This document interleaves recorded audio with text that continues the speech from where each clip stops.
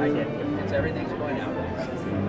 We were talking about it. So I punched it. Everything's good. What?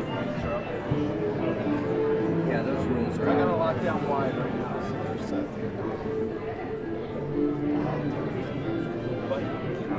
Everything's fair game unless you're talking about.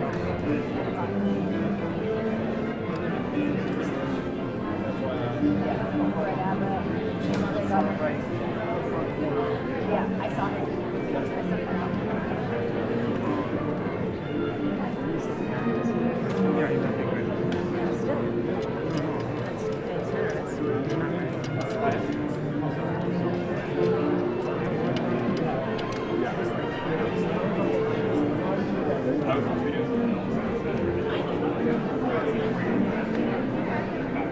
Greg Abbott.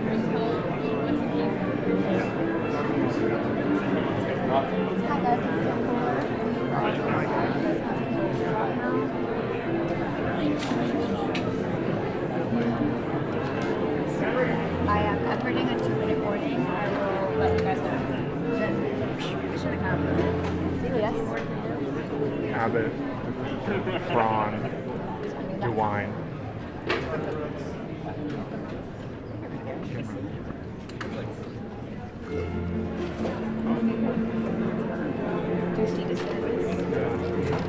In the second row, third in, and Kim Reynolds is next to him.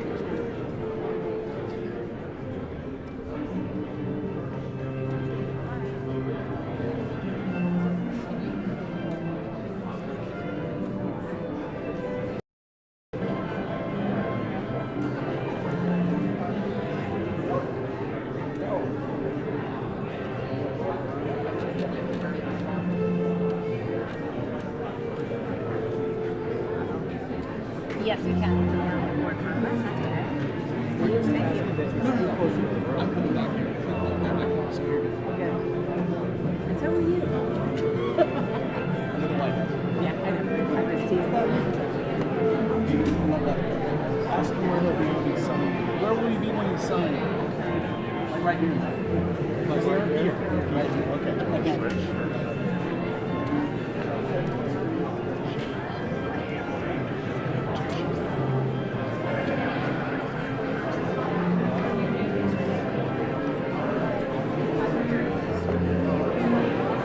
Why are you doing surrounding?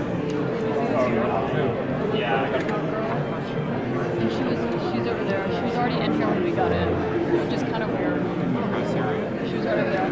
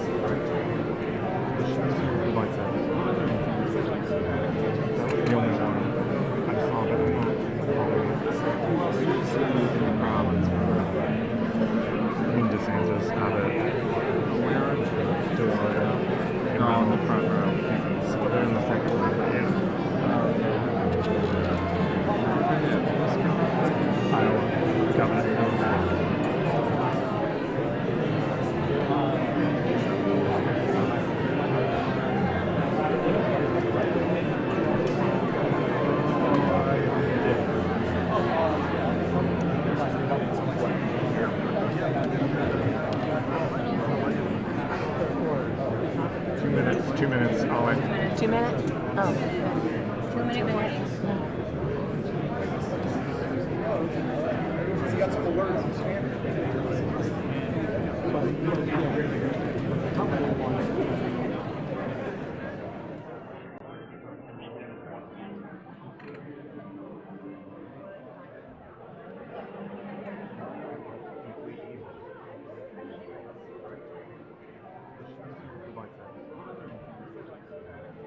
The only one I saw, but I'm not.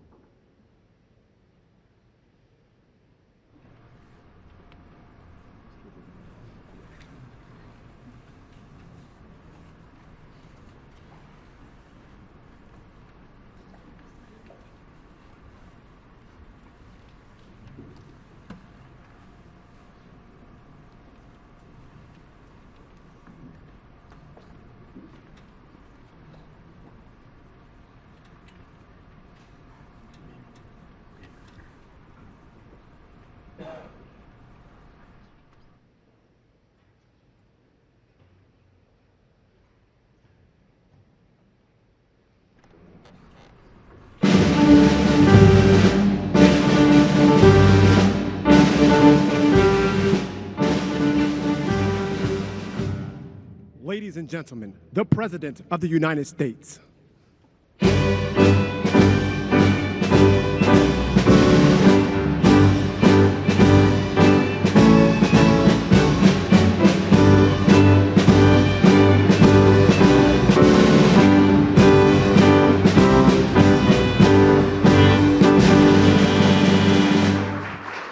Well, thank you very much.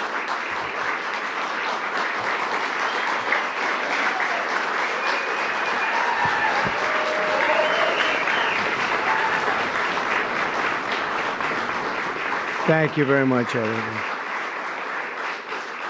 And I'd like to start by saying that our country is doing very well. Things are, as you can see, doing quite well. Please sit down.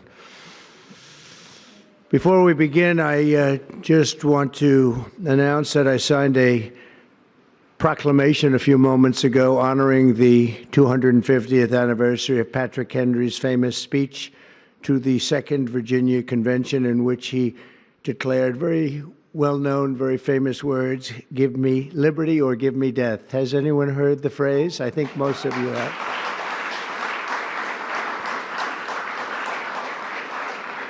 And moments ago, I also signed an executive order to dramatically increase production of critical minerals and rare earths. It's a big thing in this country, and as you know, we're also signing agreements in various locations to unlock rare earths and minerals and lots of other things all over the world, but in particular Ukraine. We're doing very well with regard to Ukraine and Russia, and one of the things we are doing is signing a deal very shortly with respect to rare earths with Ukraine, which they have tremendous value in rare earth, and we appreciate that. And we spoke yesterday with, as you know, President Putin and President Zelensky, and we would love to see that come to an end, and I think we're doing pretty well in that regard. So hopefully we could save thousands of people a week from dying. That's what it's all about. They're dying so unnecessarily, and I believe we'll get it done. We'll see what happens, but I believe we'll get it done. Today we take a very historic action that was 45 years in the making. In a few moments, I will sign an executive order to begin eliminating the Federal Department of Education once and for all.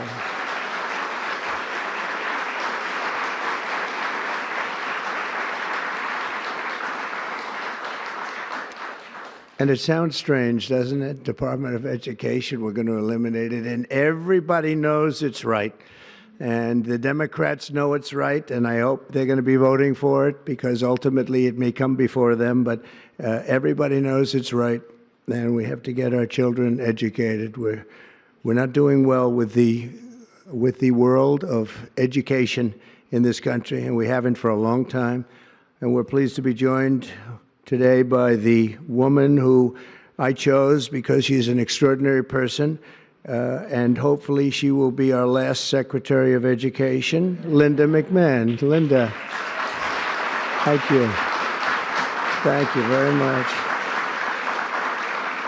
That's another interesting statement. It's an interesting opening, right? But it's true, and it's been amazing how popular this has been. I tell people that this is what I'm doing today, and they say, oh, it's about time. Everybody says it. Republicans and Democrats have said it. They're all saying it. Also with us are some terrific people. Governors Greg Abbott. Greg, thank you very much. Governor Ron DeSantis, thank you very much, Ron. Mike Braun, congratulations on your victory, Mike. That was a big one. Mike DeWine, thank you very much, Mike. Jeff Landry. Jeff, thank you very much, Jeff. Bill Lee, thank you. Governors, all governors. Brad Little. Brad, thank you very much. Where are you, Brad? Hi, Brad. Jim Pilan, thank you very much, Jim. And Kim Reynolds. These are all people very interested in education. And I even see Dan Patrick over there, my friend Dan Patrick. We're joined also by Representatives Tim Walberg and Virginia Fox, Rick Allen, Michael Rulli, and again, Dan Patrick. Thank you very much, Dan. You've been a great friend of ours. And State Attorneys General Ken Paxton. Ken, I see you there. Andrew Bailey. Andrew, what a job you've done, Andrew. You have some good cases going. You've done a great job. Thank you very much. And co-founder of Moms for Liberty, Tiffany Justice. She's been a hard worker. Thank you. Thank you, Tiffany. When President Carter created the Federal Education Department in 1979, it was opposed by members of his own cabinet, as well as the American Federation of Teachers, the New York Times editorial board, and the famed Democrat Senator Daniel Patrick Moynihan. History has proven them right, absolutely right. After 45 years, the United States spends more money on education by far than any other country, and spends likewise by far more money per pupil than any country, and it's not even close. But yet we rank near the bottom of the list in terms of success. It's an amazing stat. Those are two stats you don't want. The most money spent per pupil, and you're at the bottom of the list. And that's where we are, like it or not. And we've been there for a long time. 70% of 8th graders are not proficient in either reading or in math. 70%. 40% of 4th graders lack even basic reading skills, can't read. Students in our public elementary and middle schools score worse in reading today than when the department opened, by a lot. In Baltimore, 40% of the high schools have 0 students who can do basic mathematics. Not even the very simplest of mathematics. I said, give me your definition of basic, and they're talking about like adding a few numbers together. Despite these breathtaking failures, the department's discretionary budget has exploded by 600% in a very short period of time, and it employs bureaucrats in buildings all over Washington, D.C. And as a former real estate person, I will tell you, I ride through the streets of Washington and it says Department of Education, Department of Education. I said, how do you fill those buildings? It's crazy what's happened over the years. I'm pleased to report that after offering these federal employees 2 generous buyout options, and they were very generous, and they're good people, but they were very generous. My administration has initiated a reduction in force, and we're already cutting numbers that were really surprising to a lot, that we were able to do it so successfully. And we've cut the number of bureaucrats in half. 50% have taken office, which is great. Thank you. Under the action I'm taking today, a small handful of Democrats and others that we have employed for a long time, and there are some Republicans, but not too many, I have to be honest with you. But the department's useful functions, and such as, and they're in charge of them, Pell Grants, Title I funding, resources for children with disabilities and special needs will be preserved, fully preserved. They're all going to be so. If you look at the Pell Grants, it's supposed to be a very good program, Title I funding and resources for children with special disabilities and special needs. They're going to be preserved in full and redistributed to various other agencies and departments that will take very good care of them. And that's very important to Linda, I know, and it's very important to all of us. But beyond these core necessities, my administration will take all lawful steps to shut down the department. We're going to shut it down, and shut it down as quickly as possible. It's doing us no good. We want to return our students to the states, where just some of the governors here are so happy about this. They want education to come back to them, to come back to the states, and they're going to do a phenomenal job. You know, if you look, Denmark, Norway, Sweden, I have to tell you, I give them a lot of credit. China's top 10. And so we can't now say that bigness is making it impossible to educate, because China is very big.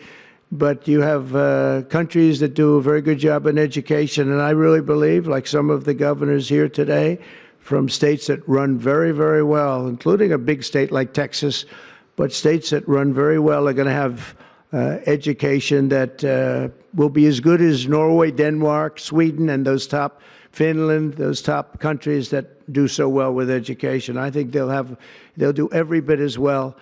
And what do you think about that, Governor? Do you agree? Huh? I think so. Ron, do you agree? I think so. Florida? Iowa? That's right. I really believe that. They'll be as good as any of them.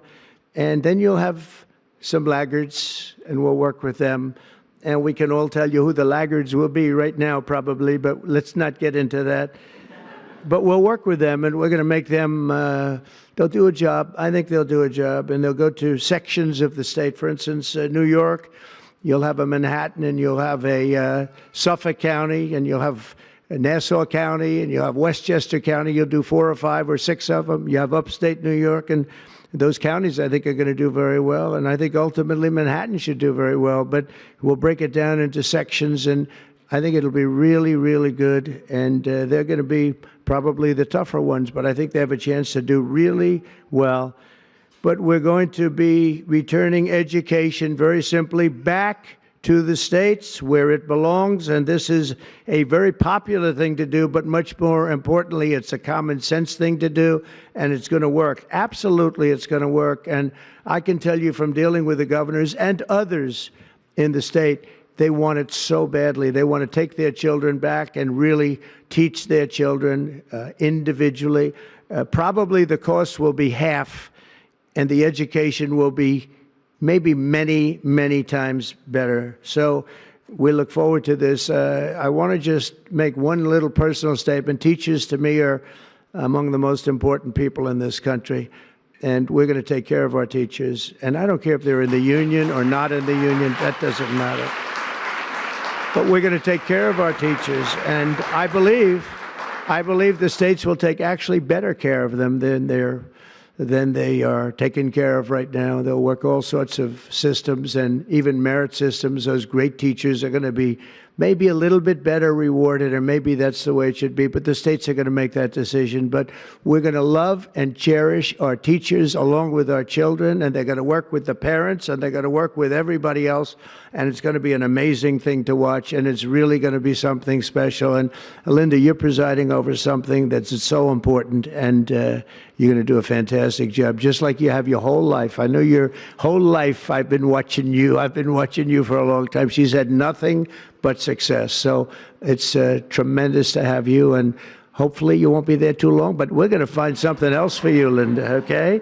So this will conclude what we are talking about with respect to our most cherished group of people, and that's our children. We want to have our children well educated.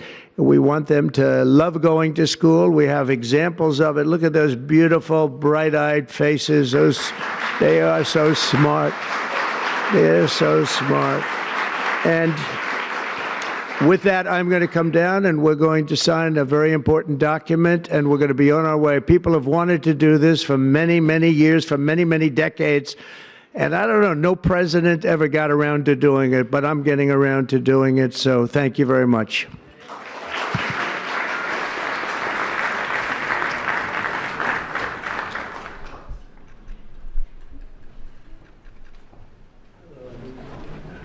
Good-looking people here.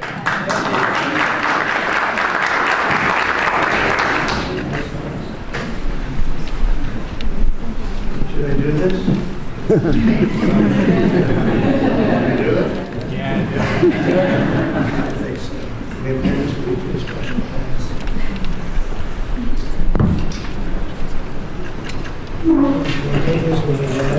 was very lucky. I signed another document that turned out to be very good for the country, and I said, let's use that same pen. I don't know, is anybody superstitious? Ron, are you superstitious? Let's use that same pen.